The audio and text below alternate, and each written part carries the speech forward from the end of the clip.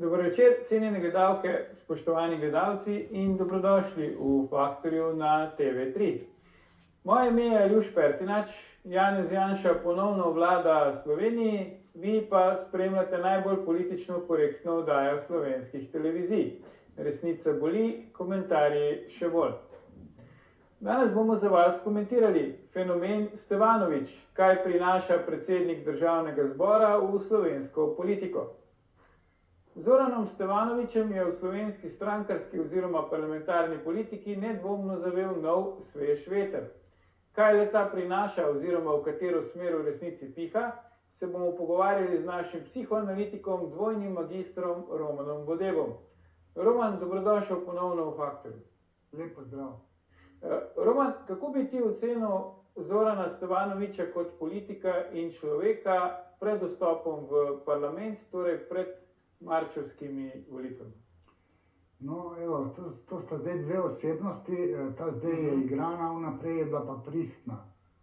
Jaz sem veliko tako rekoč grdih stvari povedal, kritičnih stvari do Stevanovića v času COVID krize, ker je počel neumnosti.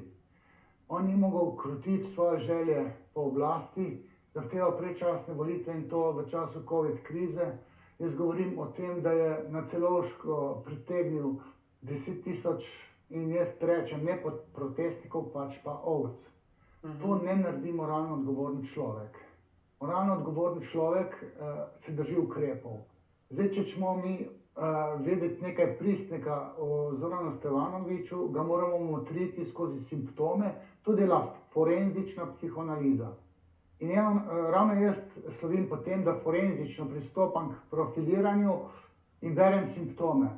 In tisti simptomi, ki jih je on nizal, pa ne samo takrat, se pravi 4-5 let nazaj, ampak še prej, pač jaz poznam njega še potem, ki je delal neke ekscese, tudi v kakšno dobro smer iz krajinske politike, bil je občinski svetnik, boril se za župana, mislim, da so levi in desni skupaj stopili, da se ga krotili, da to je povzročil v Kranju. Tako da jaz zdaj ločujem dve osebnosti, tista, ki je bila prej in tista, ki je sedaj. To sedaj ne ocenjujem kritično, ker sebe suvereno igra, ampak tisto, kar je pa prej pokazal, mislim, o tistih simptomih pa tistem Stevanoviću. In tisti Stevanović je pristen Stevanović, ta sedaj sebe igra. O tistem prejšnjem ne morem nič dobrega reči. Kljub temu, da je že takrat imel ta tako imenovani parhezijski govor, to je neustrašen govor, on ni recimo nek patološki narcis, ker te patološki narcisi imajo v resnici okrnjeno samopodobo, ta je kar grandiozni narcis. Ta dva narcizma, franšize narcizma se razlikujejo, grandiozni narcisi imajo egomanične epizode take, da ne veš, ali je res, ali je to farsa, ali igra, ali je res tak. No? Ampak po moji oceni tisto, kar Zoran Stevanović je tisto, kar je pokazal pred 2, 3, 5 leti v času COVID krize, ko je bil najbolj popadljiv. Ta njegova popadljivost je zdaj, ne da je zgledela, ampak zdaj ima moč in oblast, to je za njega bazen za dušo. Preko tega ni imel, je pa pravi jaz kazal. Tisti pravi jaz je tisti jaz, ki se ga moramo bati. Toliko mogoče za začetek. Ja, predlagam, da si pogledamo en posnetek gospoda Stevanovića, predsednika Državnega zbora, kjer opozarja svoje nasprotnike po medijih in v politiki, da je on zanje ledena gora, oni pa so Titanik. Poglejmo. Malo ponosa v mesecu ponosa. Dve stvari. Jaz stalno govorim, da na slovenskih uradnih institucijah... To ne bo pravi posnetek, to je posnetek, ki govori o njegovem... V zadnjih dneh poslušam številne napade na naše poslance. Z njimi se vedno ta ne bo pravi, ampak tretje gre rado, tako da... Glaskovi mediji so mi napovedali vojno takrat, ko se je pri njih zaposlila generalna sekretarka Svobode Vesna Vuković. To je ta gospa, znana iz tistih posnetkov za 100 let zapora. Meni je vseeno, kaj mediji pišejo o meni. Razumem borbo za oblast, prikrivanje pa skrivanja, pa vendar. Ta je iz rubrike How low you can go, kako nizko se v bistvu lahko spustiš. Norčuje se iz smrti človeka, niti se vprašaš, kako se počutijo njegovi svojci. Sam to tragedijo obžalujem. Pa vendar, kdo je lahko vpleten bolj kot tisti, proti kateremu so namenjeni vsi dokazi neposredno po zaslišanju na NPU, pokojnik pa je glavna priča. Zgolj eno sporočilo za mafijo. A ste gledali Titanik? No, jaz sem ledena gora. Zdaj, kaj smo ravnokar videli, Romana? Smo videli zdaj to tistega prejšnjega, kot ti praviš, pravega Stevanoviča, ali smo videli zdaj to že tega novega Stevanoviča? Je imel ta Stevanovič primesi pravega Stevanoviča, tistega, ki ga poznamo, ki ima ta parhezijski neustrašen govor, ki pove tisto, kar mora biti povedano, brez olepšav. In to je verzija, ki ima nek pridih prejšnjega Stevanoviča, se pravi avtohtonega, ampak zdaj pa vendarle on ima moč in oblast. To več od tega za njega, za njegov ego ni. In zdaj to, kar je povedal, pa jaz podpiram. Mislim, jaz se samo bojim, kdaj bo eksces šel v nepredvidljivo in nekonstruktivno, državno neproduktivno smer, ampak tale govor, jaz ne morem njegov govor kritizirati. Zdaj, tako, jaz se včasih tudi malo norca delam iz samega sebe, pa sem jaz tudi rekel nekaj podobnega, ampak nisem rekel, da sem jaz ledena gora. Jaz sem rekel, če bi Bog želel biti človek, bi želel biti jaz. To sem rekel na parih podcastih in to v tem rangu tega Titanika. Res ima jajca, se reče. Ima neustrašnost in zdaj legitimno govori, kar govori. Tole, kar se je zgodilo temu celjskemu entuziastu na teh veslaškem sportu, mislim, to je malo kruto povedal, ampak je šel pa v pravo smer. Mislim, tako da tlele jaz nimam čez njega v vseh teh govorih pa nastopih.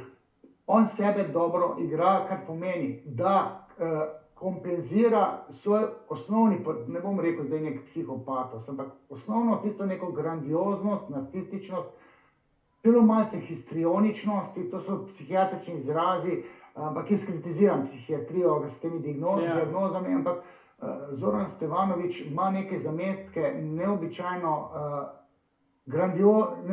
grandioznosti, ki mu na tej zdaj točki pomaga, oziroma on pomaga državi. On se je zoperstavljal temu golobizmu, oziroma ta golobijada, olimpijada je bilo obdobje 4 let, golobijada je pa tudi obdobje 4 let, kjer se je pa Stevanovič zdaj pa naučil se je nečesa krutega, da je preuranjeno tisto zaobljubo proti Janši notarsko overil, ker ni pričakoval, da je lahko nek golob tako slab. In zdaj se je proti slabemu golobu zoperstavil na način, da so ti njegovi govori pristni, neustrašni, udarni. Jaz moram reči, da sadistično, sorry, da to povem, sadistično uživam, ko jih jebe v glavo. Sorry, zopet temu trbovskemu izrazu, to Lena Grgurevič bo tam skrb padla od posttraumatske stresne motnje, bi se dalo reči.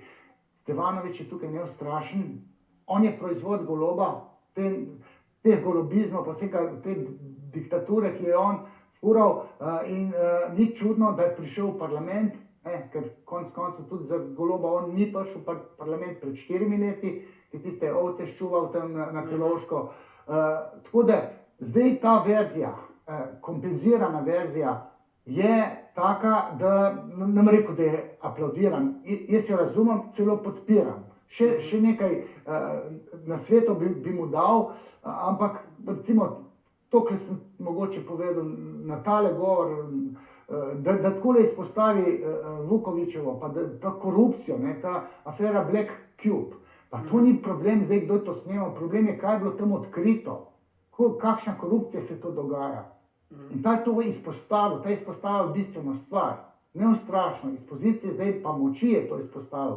In mislim, da je ta njegova drža dobra za državo. Kljub temu, da dekompenzacije, ko pa postane tisti stari Stevanovič, pa začne recimo pa v temo brcati, Tisto pa težka, tisti bi pa znala biti najšibkejši člen te vlade je Stevanović.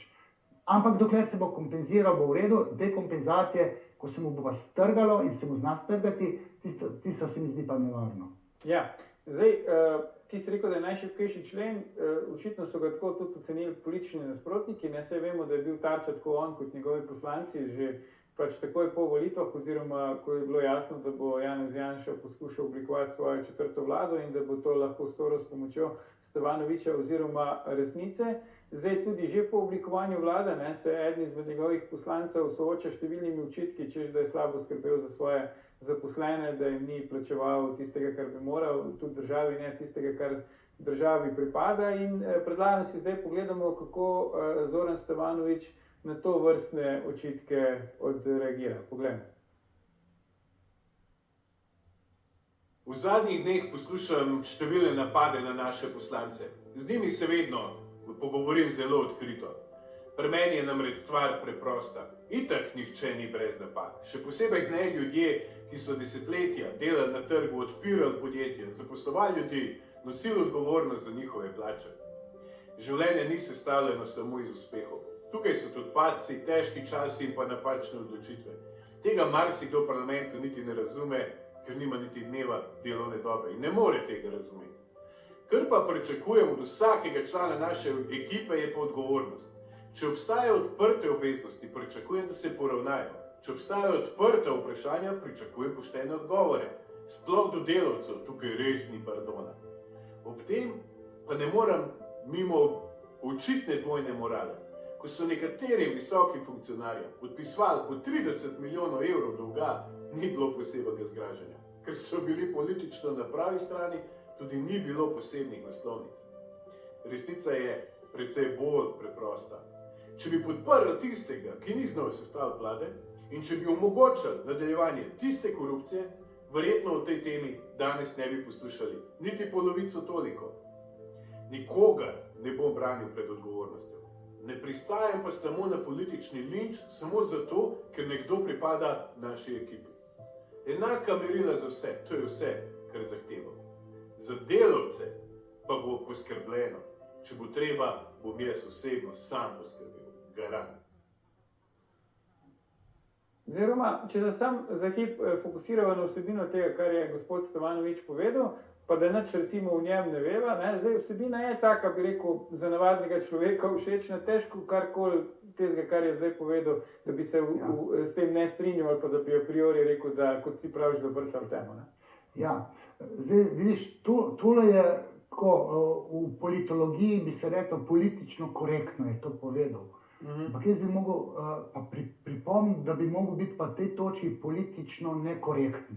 Okay. On bi tega mogel poslanca zamenjati. Če smo že tistega afera Sendvič, Darjan, kaj je že bil, Krajčič, no imeli faktor na to temo. Če je on odstopil za tistega Sendviča, pa če so bili, še druge afere so bile, tale se mi zdi, da je najhujša in če bi pa zdaj pa ta poslanec, ki ima dejansko grehe, odstopil, bi morale biti pa nadomestne volitve, kolikor vem, koliko znam sklepati. V teh nadomestnih volitvah pa Resnica ne bi dobila poslanca odvisno nadomestne. Ne vem, za tega poslanca, zdaj, če gre ven, ne vem, kdo not pride, ampak mislim, da se pa Resnica začne sesuvati, zato je politično korektno, ampak moral pa biti, če bil moralno odgovoren, politično nekorekten. On je zdaj branil tega svojega poslanca, tako kot je, mislim, da je bil Rjavec, branil tistega enega svojega, takratnega enega tudi disidenta, grešnika. To se v politiki dela, to je znana stvar in tukaj pa je, se pravi, odreagiral politično korektno. Mimo grede, ko imaš ti to frazo, midva sva politološko korektna, ker sva politološko, politično analitična, midva nisva politika, zato midva ne moramo biti politično korektna ali pa nekorektna. To so lahko politiki in tukaj je Stevanović se, rekel, pa naučil politične korektnosti in brani poslanca, ki pa je po mojem videnju kriv, vendar je to tako spretno naredil in tako udarno. To je ta neustrašni govor, zna ločiti bistvene stvari in jih izpostaviti, je dober retorik, Mislim, tukaj mu pač lahko spet čestitamo in mislim, celi zgodbi tele ga spet vidim v eni, torej, načeloma v svetli luči, čeprav tisto, kar bi jaz naredil, recimo na njegovem mestu, bi tega poslanca zradiral, ne, ker je grešnik, ampak kako se pa ven potegnil, da bo poskrbel za te delavce, če tudi iz lastnega žepa, tako rekoč, ne. To je spet nek všečna dikcija, ki zadane pozitivno navadnega državljana in je spet, nek plus potegnil z te afere. On je plus osebno. Stevanović je plus te afere potegne s tem govorom. Tako da na tej točki dobro igra, ne vem, kako je na samem napizdil tega svojega poslanca, tako naprej, ampak kolikor znam biti, ali pa sem kritičen do Stevanovića, mu na tej točki ne morem nič očitati. Zdaj, Roman, Stevanović je novinec v strankarski politiki, prvič je stranka prestopila parlamentarni prag, on je prvič poslanec, postal hkrati tudi že takoj predsednik državnega zbora. Zdaj, verjetno se strinjaš z, bi rekel, grobo oceno, da se na tem položaju zaenkrat boljše znajde kot njegova predhodnica, ne? S katero imava posebej ti, malo pa tudi jaz, tudi eno dolgo zgodovino, Urška Klakočar Zupančič. Daj nam pomagi, prosim, Roman, razumeti, kako, na kak način je Stevanović tako na hitro, bi rekel, kot smo rekli, v času bivše skupne države, izpekel za NATO oziroma se je naučil teh stvari, ki ti praviš, da se jih je naučil, da zdaj lahko dosti suvereno upravlja to vlogo, ki jo v bistvu ni navajen, tudi ni imel prej nobenih takih izkušenj praktično, ki bi ga lahko navadili na to funkcijo. No, treba je reči, da je bil ta, rekel, vajenec Jelinčiča, ne? Jelinčič pa vemo, kakšen je, in on od 2014 je že v tej politiki, pa v ukrajinski politiki. On je zdaj, mnogi politiki so taki, recimo, ki blestijo od sreče, če imajo moč in oblast. In ta je zdaj dobil moč in oblast in je krotek.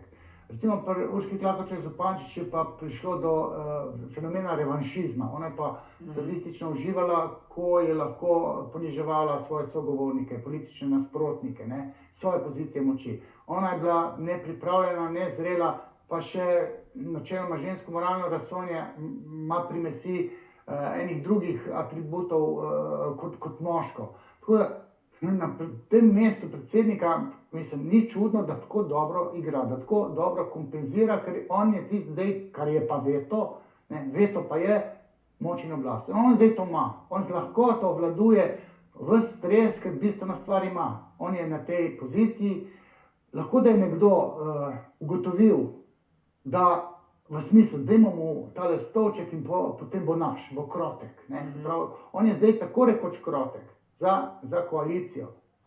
Čeprav politološko je to čisto iz vseh gabaritov. To je, mislim, drža, ki jo ima Stevanović, pa njegova resnica v tem parlamentu, glede na opozicijo pa pozicijo, to ne vem, če kje v svetu, na tak način, da podpira vlado, pa je opozicija konstruktivna. Jaz bi rekel, ta logika pije vodo, ampak je zelo, zelo neobičajna, dislektična, atipična, bi rekel. Ampak pije vodo tudi mogoče zato, ker v ozadju sem jaz dobil namig, oziroma sem ujel informacijo, da pa ima neki možganov, ampak ne njegovih, pač pa nekega ideologa, da celo FDV-jevec ali obramboslovec, zverziran v politološkem gledanju ali pa političnem gledanju na fenomen vladanja, opozicije, koalicije, tako da ni vse zraslo na njegovem zelniku, na zelniku Zorana Stevanovića, ampak se je tako zverziral v teh letih, to ni novinec, da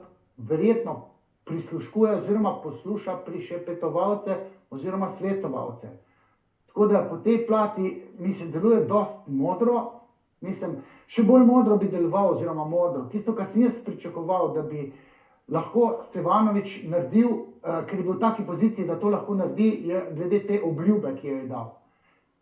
To je zdaj ena dodana vrednost tej politični analitiki, ki jo drugi niso izpostavili. Jaz sem pa celo tvitnil na to temo enkrat. Namreč on je notarsko veril obljubo, da ne bo šel v vlado z Janezom Janšo. In to obljubo je prelomil in on bi moral zdaj reči, jaz nisem si predstavljal, da bo Golob tako slab kot predsednik države. In zdaj, ker sem doživel 4 leta golobizma ali pa golobjade, sem prelamljam obljubo, ker je to moralno prav. Temu se reče postkonvencionalno moralno razsojanje, da svojo lastno obljubo prelomiš in narediš nekaj, kar je dobro za državo.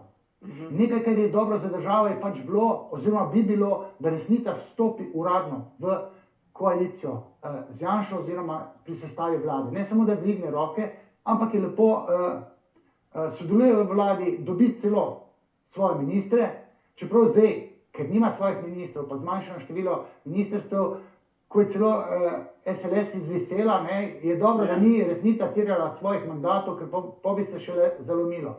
Tako da on bi moral reči, gledajte, prelamljam obljube, ker moram narediti nekaj, kar je dobro za državo. Tega pa ni bil Stevanović sposoben, ker tega pristnega, postkonvencionalnega moralnega razsojanja nima. In to sem povedal, da ga ni imel kot tisti stari Stevanović, ki je tiste pizdarje počel v času COVID krize, pa še prej. Skratka, to je mogoče se malo namignil. V redu.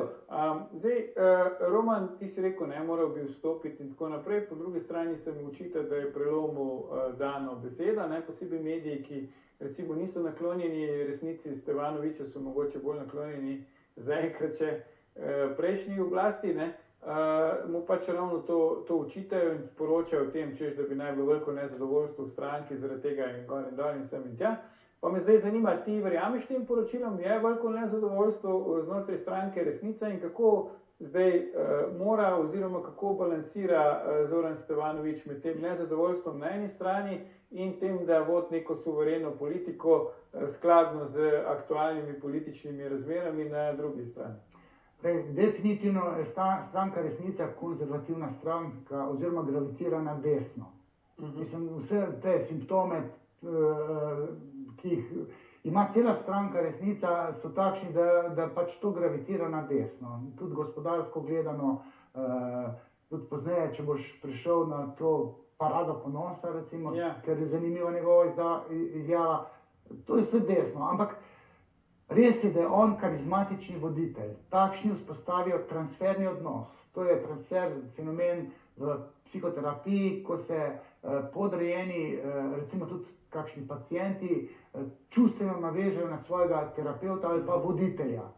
Tudi v verskih sektah, guruji so poglavarji, ki imajo čustvovanje proti svojim učicam pozitivno, očice nazaj, se pravi podrejeni, ga pa spoštujejo kot Boga.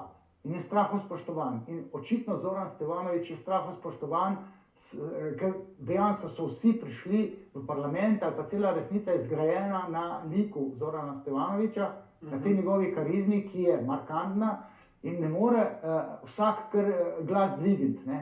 Sej tudi proti Golobu niso upali, čeprav tale en glas, po mojem Gibanja Svoboda je mu malo zobe pokazal nekdo, kar sem jaz napovedal, da bojo močni petelini. Ampak v tajnosti, ne? Ja, v tajnosti. Ja, ampak alfa samci, ki jih mrgoli v parlamentu, tudi svojemu voditelju lahko pokažejo zobe. Ampak glede na to, da ima tak, rekel, dober občutek za upravljanje, že mislil reči manipuliranje z ljudmi, upravljanje z ljudmi, ta Stevanović ima očitno te svoje poslance pod kontrolo, ga spoštujejo, tudi logika, verjetno nagovora je takšna, da izreče dikcijo, ki sem jaz malo prej povedal. Namreč, dobro za državo je, da sodelujemo z Janšo in da pomaga sestaviti vlado. To je dobro za državo in mi moramo zdaj zobe stisniti ali pa prelomiti obljubo, požreti besedo, ker je to dobro za državo. In pravi politiki delajo nekaj, kar je dobro za državo. In če to logiko skozi svojo karizmo, svoj transferni odnos plasiral med svoje poslance, so to logiko sprejeli in so jo razumeli in so lojalni tej vladi, Janezu Janši.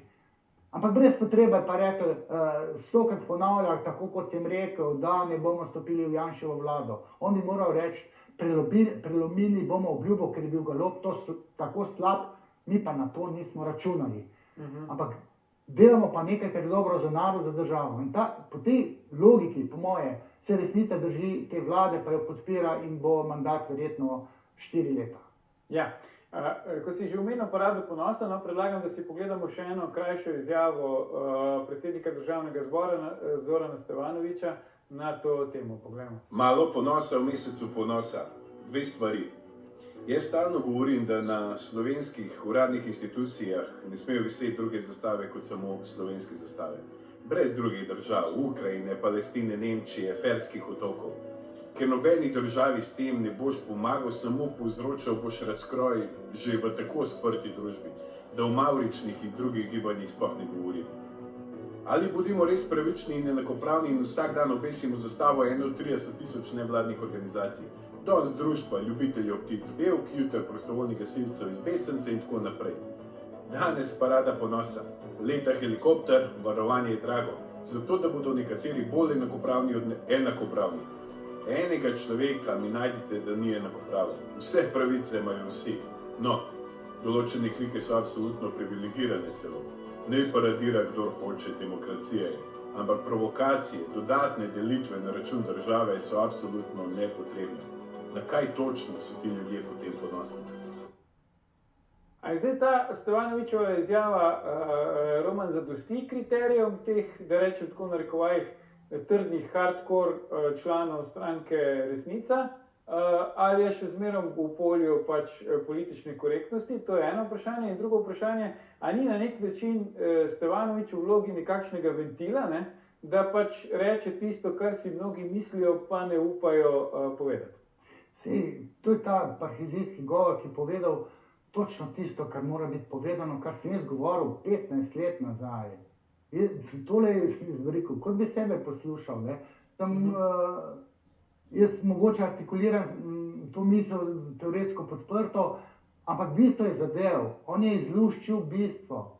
Parada ponosa je parada frustracij. Jaz terapiram tudi geje. Ampak ti geji, ki hodijo k meni test, sram teh parad ponosa, ne sodelujejo. Tudi mogoče norčujejo, ampak in ta tu pove, vsi si tako mislimo, ne? In zato ima neke pluse. Tudi recimo meni reče, da sem brezlaken na jeziku, pa to knapovščino še včasih uporabim, ne? Tudi kako grdo besedo ali pa zakonem, ne? Ampak to je nekaterim všeč, ker rečejo, meni rečejo, vi resno mislite. Pa Stevanović resno misli. In ta njegova misel je konzervativna. In zdaj dvomim, znajo biti mogoče kakšne ženske, ki so bolj strpne do gejev, predvsem problematični so geji, zato ker imajo moški homofobijo, ki je naravna, pričakovana, logična in smiselna. Namreč človek, moški, ki pravilno razreši Oedipov kompleks, se mu ta erotika istospolna med moškimi gnusi.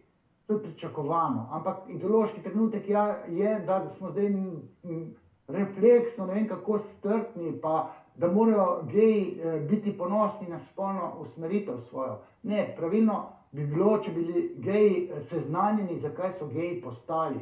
Ker biti gej, to je protokol, v katerega so ukleščeni, to je več protokolov, in o tem bi se moralo govoriti, ne pa da frustracijo, svojo spolno identitetno, seksualno frustracijo daje na ulice. In vsak kmet to pazi.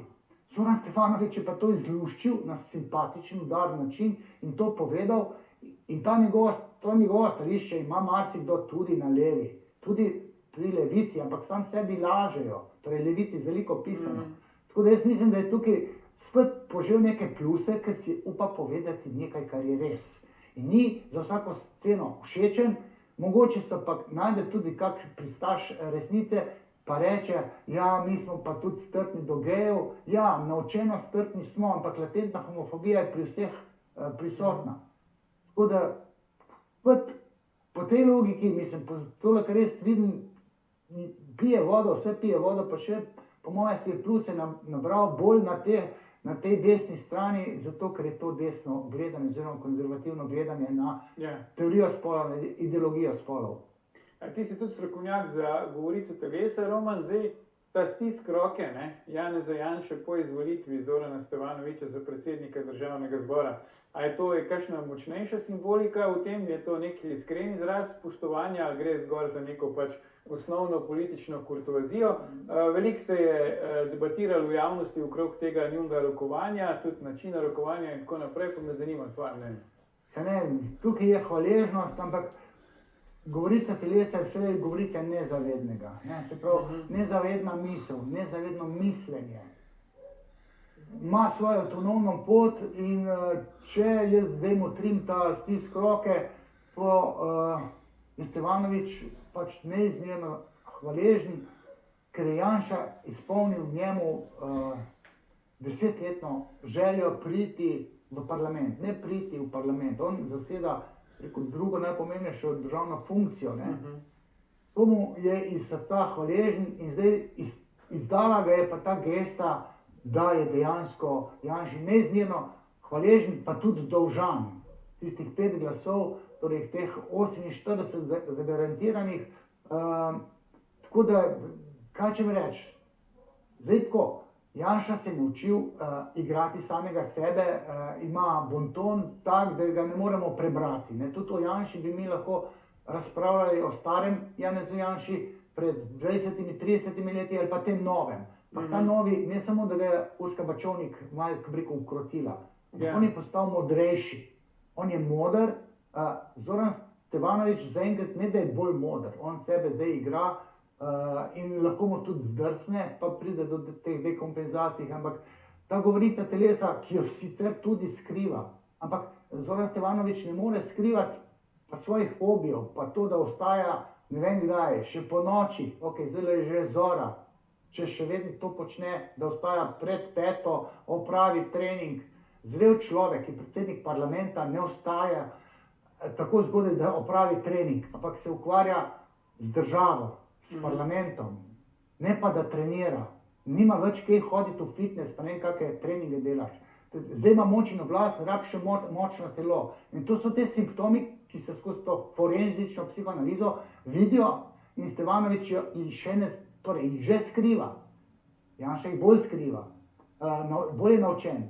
To bi se moral priučiti tudi Stevanović, ampak današnja tehnologija pa zgodovinski posnetki kažejo, kaj je Stevanović bil še 3 leta nazaj, pa 5, pa 10 let nazaj. Tako da volk dlako menja, nravi nikoli, je nek pregovor, ki pa ne velja za ljudi.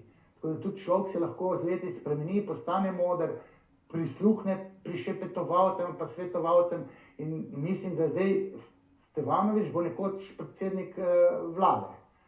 Na tako dobri poti je. Sam, če ne bo kiksal delal, da bo podlegal tej dekompenzaciji, da se mu strga, tako kot se mu zna, ker fundament pa ima tak psihičen. Zdaj si malo prehitel moje naslednje vprašanje, ko sem te hotel vprašati, kako politično prihodnost mu napoveduješ, to si zdaj že odgovoril, tako da te nekaj drugega vprašal. Zdaj na začetku, po tistem volilnem rezultatu, ki je bil Golob tudi, saj še zmeraj relativni zmagovalec teh volitev, se je on najprej lotil sestavljanja nove vlade in takrat je Stevanović hodil na te sestanke Golobu. A bi moral Golob kaj drugače narediti, oziroma a je bila kakšna realna pot, da recimo Golob pripelje Stevanovića in Resnico v svojo jato, pa bi danes on bil še naprej premier, ne pa Janez Janša? Golob je čisto zavozil. Golob je izgubljen bil 4 leta, zdaj pa dejansko še v večjem knockdownu kot Lena Gregurovića pa Urška Klakočar Zupančič. To je posttraumatska stresna motnja. Golob se je sam umaknil in poskuša biti ali pa je bil izoliran. Zdaj neki preti, da bo ponovno si z Janšo segla v roke, v primopredaji in tako naprej. Nepoboljšljivi optimisti je. Mislim, da bi bilo treba Goloba umakniti, ker toliko škode, ki je pa on naredil, levi sceni, tudi na način, torej, da ni ukrotil ne Mojco Pašek Šetinc, Urške Klakočar Zupančič ni ukrotil. Se je pa znebil s tem, da so ji dali tisti neizvodljiv okraj, ker zdaj je ona pa večje počela kot Golob. Golob bi moral vedeti, da ne more biti pubertetnik, ki je prvi zaljubljen, pa prvi železen seksa in daje žensko na prvo mesto. On bi moral dati vodenje države na prvo mesto. Nobenih izletov, pa ne vem kakšnih počitnih, pa poroke, pa medenih tednov ne bi smelo biti med mandatom. In on v tej egomanični fazi dela take neumnosti, pa še vedno ne, da jih dela. On se hvali z nekimi strokovnimi stališči o COVID krizi, da je treba iti na morje, pa D-vitamin, pa sonček, pa morje, pa to glava peče tiste, ki se spoznajo na probleme. On se hvali s tem, kako ljudi čez ramo meče. To normalen, ulikan, botoniziran politik ne naredi. mu zrastejo slovska ušesa, 5-metrska vleče za sabo, pa ne ve, da jih ima, pa jih vleče za sabo. In zdaj, po moje, tole Golob ne bo zdržal, ne vem, šel bo neko odlagališče, pa da se ga umakne, ne vem kam. Dokler bojo strici iz ozadja z nekim Kučanom na čelu, Golob ne bo preživel na način, da bo šel na naslednje volitve, ne vem, močan, še močnejši, ne vem kaj. Tok mogoče, v tej zgodbi, recimo, jaz ne vidim, kaj je vloge Janše, ali pa Stevanoviča, to je Golob tisti, ki je zajebil, sorry. Zdaj, bežno si omenil soprogo, pač bivšega predsednika vlade, Tino Gaber. Zdaj, ena taka smešnica, ena fotomontaža je nastala, potem, ko je bil Stevanovič izvoljen za predsednika državnega zbora, da Tina Gaber sprašuje, če ima kdo njegovo številko, pa če je še samski. Pa me zdaj zanima ta dinamika. Je tu, bi rekel, zdaj Golobov status pri Tini Gaber ogrožen? Je Stevanovič tak tip moškega, ki bi lahko zanimal tak tip ženske, kot je recimo Tina Gaber? Glej, zdaj to legitimno je razmišljati v to smer, ampak to je zdaj neka farsa ali pa groteska. Glej, normalna ženska, ki ima to feminilnost izraženo, patološka feminilnost ali pa toksična feminilnost, ki je mogoče zaznati pri Tini Gaber Golob, je pač pričakovana od normalnih žensk. Ona ni možača, moškinja, in ženske s to lepoto, s to seksualno strežljivostjo, s to seksapilom, jo pač privlačijo visoko kotirajoči moški. In Golob je bil pač alfa samec, ki ga vsaka ženska tako fantazijsko daje, mogoče v opcijo, kot s tem bi se pa nekaj šla. Tini Gaber je to uspelo, ker nezavedno tudi tekmuje svojo sestro, Urško, ki je bila tam neka tajnica, visoko tam na GEN-I-ju, ona je pa kar prišla do pred samega direktorja oziroma predsednika zdaj vlade. Normalna ženska, se ji dopadajo alfa samci, ki imajo visoke položaje, stolčke. Recimo, jaz sem enkrat v kontekstu Danila Türka rekel, da imajo predsedniki vlade države tak hecen problem kot slavni nogometaši a la Cristiano Ronaldo. Bab se težko otepajo, ker največji problem psihologov je prepričati športnike, Ronaldo, kako biti imun do žensk. Ker ženske se silijo, se nastavljajo, če je normalna. In Tina Gaber tukaj malo preveč se je drznila, ampak Zoran Stevanovič, recimo, tle ima pa moje pluse, ima pa družino za eno sveto stvar. Mislim, da ima še vedno harmonijo ženo, prvo, ni ločen, in otroke pa ženo dali na prvo mesto. To dela, rekel pa, pravi moški. Se pravi, Golob se je pa ločil, mislim, 3 otroka pa se ločiš, pa greš 20 let mlajšo.